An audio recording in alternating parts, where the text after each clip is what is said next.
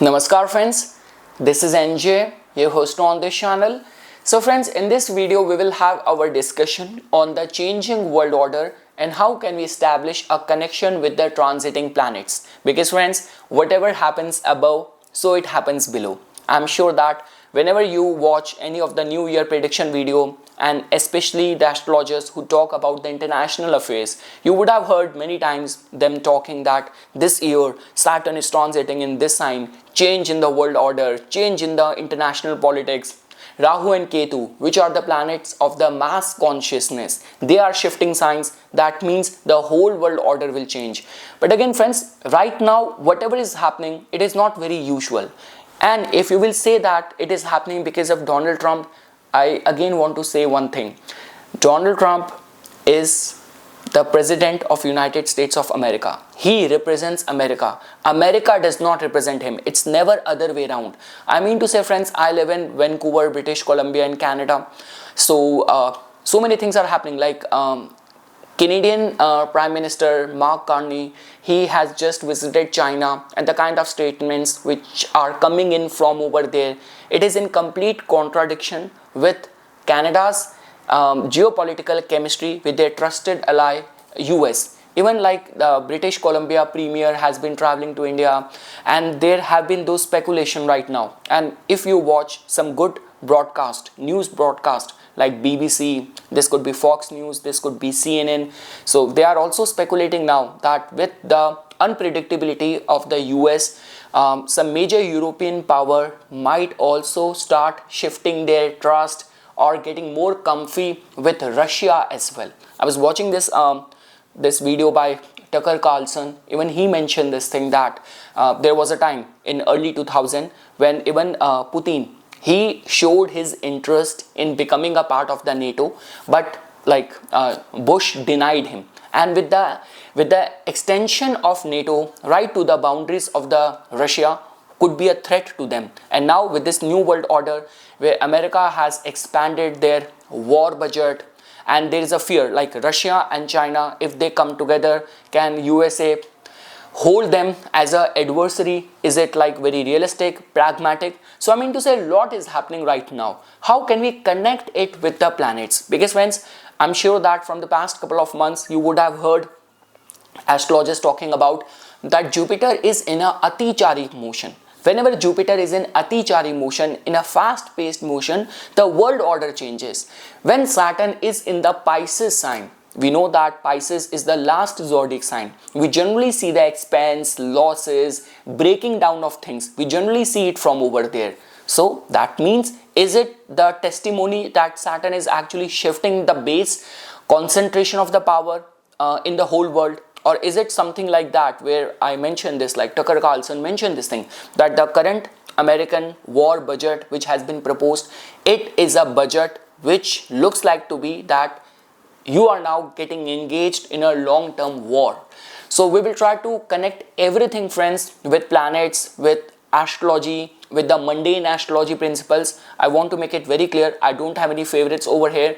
I'm also not a international politics expert. Whatever I'm explaining it to you over here, it has been extracted from the AI, because obviously in the day and age of people having extreme opinions, AI has to be kind of neutral. So it is all neutral, but my opinion and my findings on the astrology are going to be accurate. So okay friends, let's try to look at the astrological contribution towards this new shift in the consciousness, shift in the world power, and where we are headed in the next couple of months. So friends, let's first start with the question that what qualifies as a change in world order. So a true world order shift is not just war or a new leader. It has four distinctive markers. Alliance realignment, like old blocks get weakened, new ones form. Economic replumbing, like trade routes, currencies, sanctions, regimes change. Legitimacy reset, who decides what is lawful, kind of power. And the security doctrine change, like how states defend, deter, or project power. So with that yardstick, I will just show you some of the periods from the history that clearly qualify. And afterwards, friends, we will look at the current ongoing situation purely from the Jyotish lens. So the first example which comes to my mind is, see, I'm not going very way far in the timeline. So I took up the first case of the 1919, like the post World War I collapse, like from empires to the fragile republics. Like the anchor event was Treaty of Versailles, collapse of Ottoman Empire, Austro-Hungarian, Russian empires, and what changed? Borders redrawn across Europe and Middle East, new states without stable institution. Now why it matters? Because it introduced self-determination but inconsistently. And the world order impact, obviously, it set the conditions for the World War II. So a failed world order, idealistic but unstable. Now let's take up another example, like of 1945, the post-World War II order, from multipolar chaos to bipolar discipline. We know that the anchor events of the 1945, the post-World War II was Yalta Conference, United Nations. What changed? US and USSR end up becoming the bipolar system. Bretton Woods institution like IMF, World Bank. Why it matters? Because it actually gave rise to the rule-based international order. Although in theory, US dollar becomes global reserve. World order impact, obviously, we end up getting clear blocks and predictable alliances. Now this order dominated the second half of the 20th century. Now friends, let's come to the another phase when the world order changed. In 1989 to 1991, end of the Cold War. So from bipolar certainty to the unipolar dominance, like the anchor event of that was obviously fall of the Berlin Wall, dissolution of the Soviet Union. And what changed? This is the time when US emerged as sole superpower. NATO expand eastward. Now why it matters? Because it gave rise to the liberal democracy and globalization seen as inevitable. The world order impact, China integrates economically and Russia weakens strategically. So this was a like one of the triumph order, brief and kind of overconfident. Now friends, now we are coming closer to this ongoing situation. So in 2008, the financial crisis shock from the Western Financial Authority to the credibility erosion. Like the anchor event of that was global financial crisis. What exactly changed? Faith in the Western financial governance got completely damaged. China accelerated alternative institutions. Now why it matters? Because it gave rise to the economic nationalism, beginning of sanctions as a primary weapon, and the world order impact it brought was multipolar tendencies re-emerged. This cracked the moral authority of the old order. Now friends, the last was 2020 to 2022 because the world witnessed the pandemic and also the Russia-Ukraine war, right? So from globalization to the strategic decoupling, like the anchor event of this phase was COVID-19 pandemic, Russia-Ukraine war. Now what it changed? The supply chains got relocalized. Energy, food and technology was weaponized. Why it matters? Because the neutral states reassess the alignments and the impact it brought on the world order. The regional blocs got strengthened and global consensus got weakened. So this could be seen as a acceleration phase, not the origin. So friends, like I'm sure you would have understood that historically the world order shift happens when the leading powers' credibility fractures. Allies act transactionally, not ideologically. Geography, like Arctic, sea lanes, resources, regains the primacy. Economic tools replace the military ones until they don't. And by that definition, the current period, it resembles the late 1910 when the old rules were dying and the new ones were unclear. And this could be also seen as the late Cold War 1970s, confidence erosion and the realignment testing. So friends, now comes the question, because from this part onwards, I will be like taking you to the seeing the same situation from the spiritual lens or from the lens of the Jyotish. Like as it has been written in the Bhagavad Gita, whenever dharma declines and adharma rises, kala, time itself intervenes. So, in this rest of the session, friends, we are not analyzing geopolitics through headlines, ideology, or moral opinion. We are looking through the Jyotish timeless lens, how planets move collective karma, dissolve the world order, and construct new ones. Like many spiritual people also debate on this, like the tortures and the atrocities being caused by Japan in China, in many island countries. But Japan ultimately eventually end up receiving the heat, the tyranny of the atomic bomb as well, right? So that means the collective karma always pay. So now comes the question, friends, coming back over here, like why did the world reset after 1919, 1945, 1991, 2008, 2020 to 2022, and why are we again seeing instability now, 2026 onward, triggered by the abrupt political, economic, and territorial moves? So the answer lies in Saturn, Rahu, Jupiter, and the time in itself, Kal, not the personalities. I always say, if the time is governing that, it selects the right candidate or right player, right actors to play the part. It's the time only which you have to give attention. When people book the reading with me, they come to me, they ask this question, oh, those many people tortured me, they betrayed me. Then when I study, there was a period when they were meant to suffer betrayal, humiliation, and pain.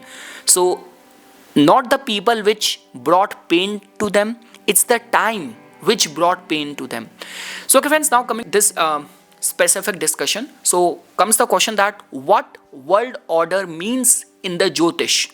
So in Jyotish, a world order is not dominance, it is dharma operating at scale. A stable order exists when Saturn enforces rule fairly, Jupiter legitimizes ethics, treaties, institutions, Rahu innovates without destabilizing, Ketu releases obsolete power gracefully, and a collapse occurs when Saturn demands payment of unpaid karma. Rahu exposes illusion, Jupiter shifts moral authority, Ketu withdraws legitimacy. So this is why world order do not fall gradually, they fall when karma matures. So now comes the question, friends, like I will just show you the reference which I gave it to you in terms of the historical fact. Let's look at it from the Jyotish lens as well. For example, like I will show you the great reset cycle from 1919 till 2022 purely from the Jyotish lens. So if you will look at the 1919, right, the post World War I collapse. So the Jyotish theme was Saturnian reckoning, like the empire collapse, borders redraw, collective grief and the debt, authority loses the divine right. So Saturn teaches violence generates generational karma. Now in 1945, the post World War II order, like how can we connect the Jyotish theme with it? So Jupiter restores the dharma, institutions are born, like in terms of alliances, charters, and treaties. Moral legitimacy redefined, rules-based order emerges. So Jupiter codifies Saturn's lesson into law.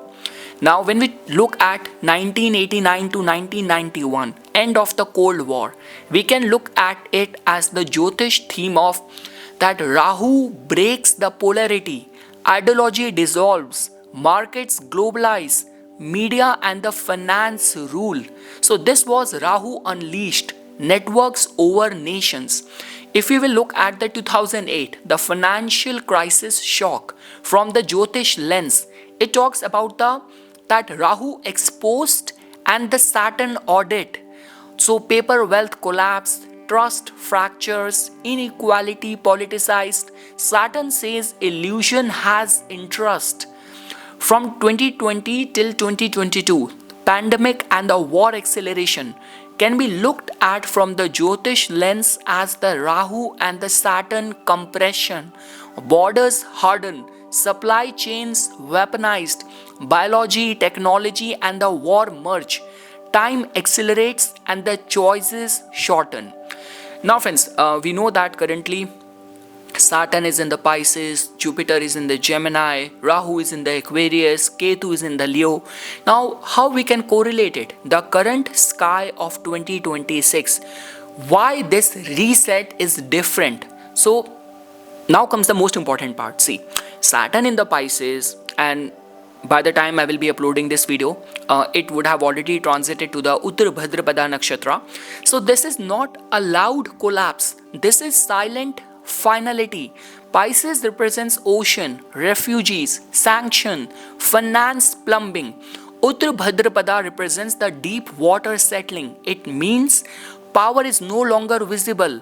It moves underwater, trade routes, resources, access, choke points. Jupiter in Gemini, friends. So this is not Empire Jupiter. This is Broker Jupiter, where you will witness multiple alliances, trade wars framed as negotiations, information warfare replaces the declaration. So truth becomes plural, influence becomes linguistic.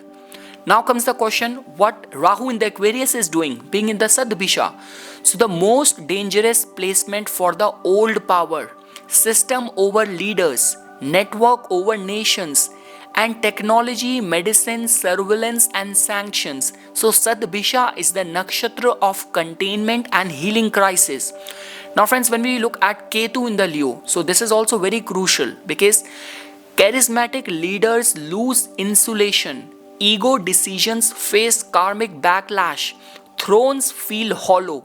Leo wants command and Ketu removes the crown. So if right now in the world there is a leader who is hard bent on proving or building his legacy, even at the cost of the global equality, equilibrium, so Ketu in the Leo will do its part, right? So now comes the question that why abrupt decisions are happening now? Okay, why now? So friends, like the way we say that all that abrupt tariff, territorial rhetoric, economic coercion, like the way a lot has been said right now about the Greenland, about the resources which Greenland has. So there are other countries, right? Even Africa is the hotbed of so many resources. So are they actually benefiting because of that? So I mean to say, you have to understand the governing theme being laid out by the time, by the Kal, by the Samay. So from a Jyotish lens, Ketu Leo represents the dramatic leadership act. Rahu Aquarius, systems quietly respond. Saturn in Pisces, consequences will emerge slowly, irreversibly. There is a cycle which this move towards Greenland and what happened recently in Venezuela, it has put in process. So the consequence of that might come in 10 years, 20 years, but it is a slow cycle which the Samay has started, which the Kal, which the time has started, and it is now irreversible. So this is why Europe, alliances and institutions respond structurally, not emotionally. So now friends, what we are looking at, like for example, based on 2026, how global alliances are going to reform. So friends, under this sky, the current planetary shift and the transit which I just explained, the old pattern looks like to be of loyalty, giving rise to ideology and the block formation. But the new pattern looks like access, logistics and network. And the trend which the world will witness now, multi-alignment will replace permanent alliances. Middle powers will gain the leverage and trade, tech, energy route will decide the power. So friends, now comes the question, who benefit the most? So the winners are not conquerors, they are the network controllers like data, tech, finance, trade brokers like language, diplomacy, logistics, or this could be the maritime and the resource stabilizer, energy and shipping. We cannot overlook this fact that the water energy is very accentuated. Saturn is right now in the Pisces sign, and even if Rahu is in the Aquarius in the Satbisha, Satbisha is being ruled by the Varuna, which commands over the great water, great sea. So under Rahu being in Aquarius and Jupiter in the Gemini, the connector beats the commander. So the Gita reminds us action belongs to humans and the outcome belongs to the time. What we are witnessing is not chaos, it is Saturn finishing unfinished karma quietly, deeply, and permanently.